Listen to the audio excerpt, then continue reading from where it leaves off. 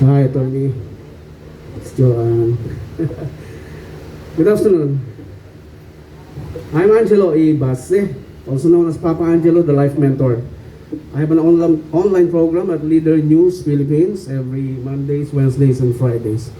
I'm also the founder and managing director of BCIDP Law Office and BCIDP Law Group Philippines. I'm granted a 10 to 15 minute talk about family by our wonderful couple here. So treat this as your refresher. Yeah, and also this will be good for all our guests here. Solemnizing marriages like this is under our Marriage and Family Laws Division, where we ensure compliance of all our clients' marriages to the family code and other existing laws on marriage and family.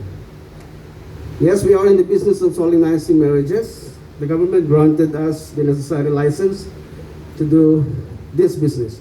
And attached to this license is the legal responsibility to teach every marrying couples their legal responsibilities.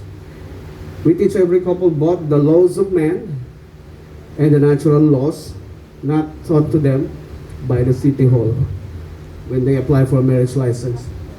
Legal responsibilities mean compliance to the laws. And what is the purpose of laws? To regulate the affairs of its citizens, so we can live a peaceful, happy, and prosperous life.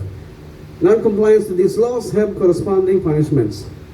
But let us all remember that we have two types of laws: the man-made laws and the natural laws.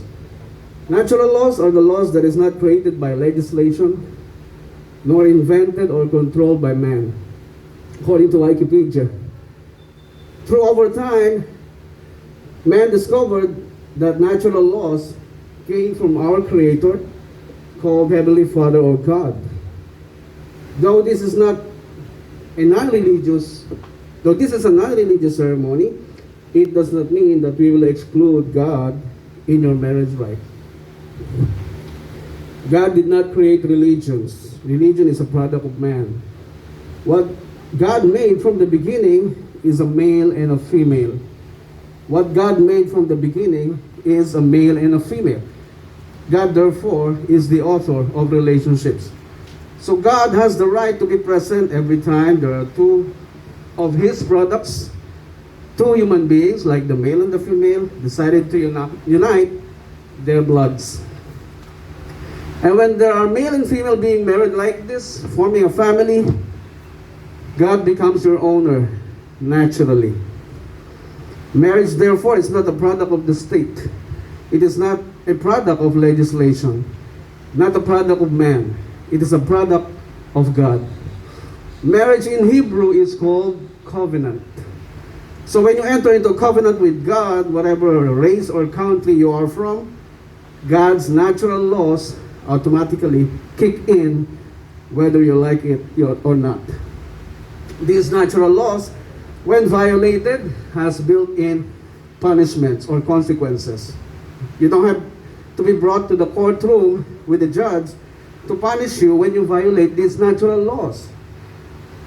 For example, when you violate the law of gravity, you jump out from top of a building, the law of gravity performs its jobs naturally.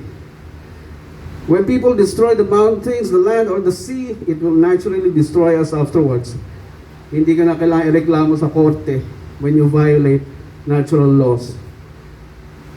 It instantly and literally destroys us, our relationship with our family, our spouse, our community. The built-in punishment go as far as the entire country, which we call social ills. We have very high statistics of broken marriages. Ask the OSG about it. We have an all-time high statistics of teenage pregnancy. We have very high statistics of violence against women and children, despite the passage of VAUSI law last 2004 or 17 years ago. Endless poverty, drug problems, crimes, all these emanated from the homes.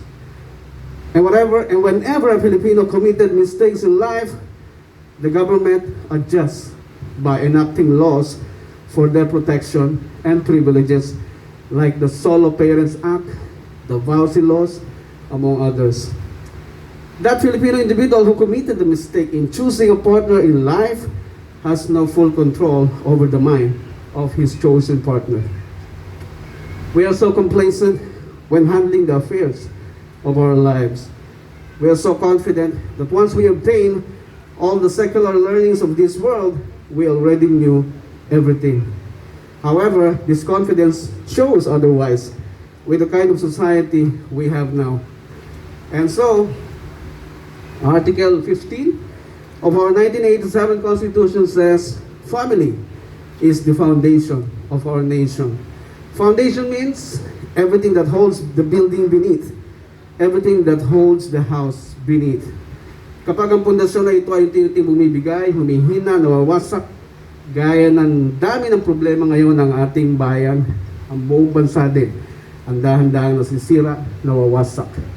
A country is being destroyed naturally, sadyain man natin o hindi, whether we like it or not. So look at the kind of country we have now.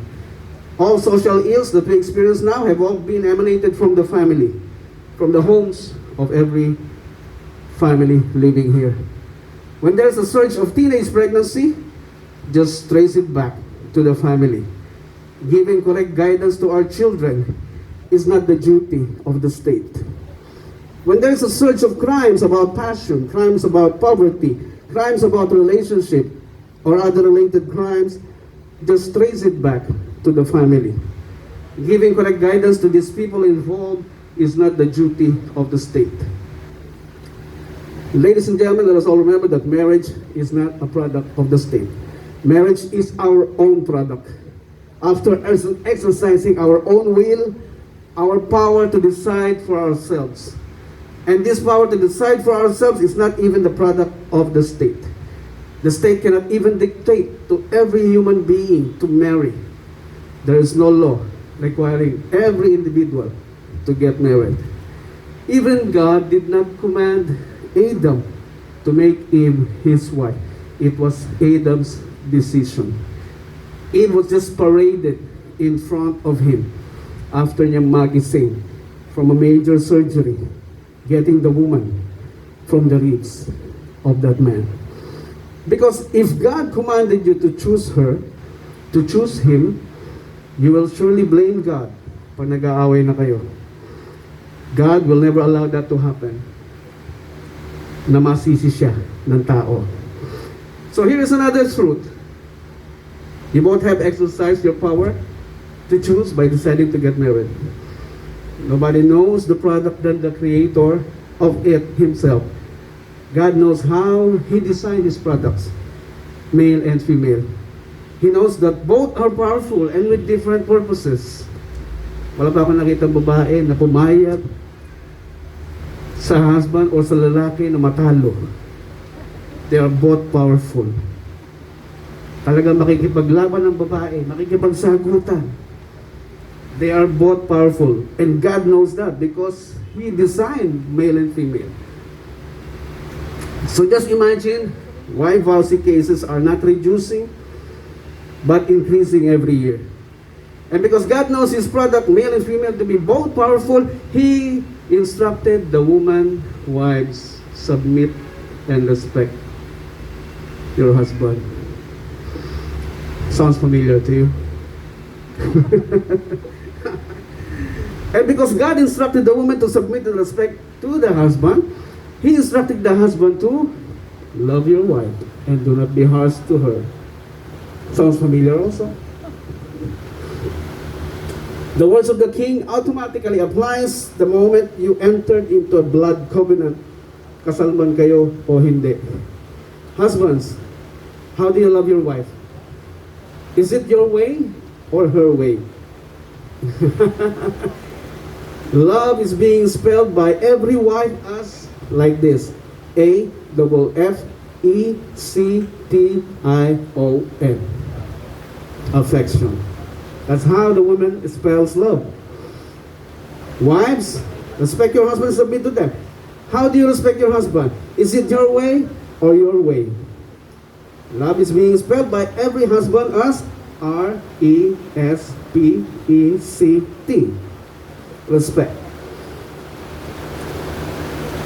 Man-made laws tells us under Article 68 of Family Code that each of you has the right to be given love, honor, respect, trust by the other spouse. Kapag sinuway ng asawa mo ito, hindi mo maramdaman yung love, honor, and respect, yung trust, kaya mo bang pumunta sa court para magsumbong sa judge na hindi na ito ginagampanan ng asawa mo? Your Honor, can you issue an order directing my wife or my husband to continuously love me, honor me, respect me, trust me, etc., etc.? Can the court sheriff implement that? Looks like not. Kailan ang tamang panahon sa pagpunta sa korte para magsumbong at i-report ang asawang hindi na nagmamahal, hindi na nagrespeto sa'yo? I think lawyers can answer that. When you are about to dissolve your marriage, yun lang ang chance mo para lumapit sa court to dissolve your marriage. So when you don't feel any love, respect, honor, and trust anymore to your spouse, that's the time that you can only go to court. My marriage ka pa bang is the same when the feeling is gone? When the motivation to love, honor, respect, and trust each other is gone? My marriage ka pa bang is the same kapag sobrang nasaktan na sa ginawa ng asawa mo? Pag sobrang nasaktan ka na.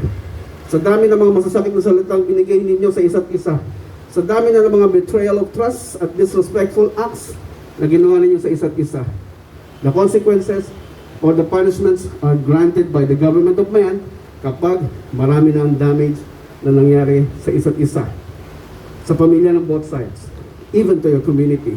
In conclusion, ang batas ng tao, when violated, will only punish or give the other party a relief by dissolving your marriage.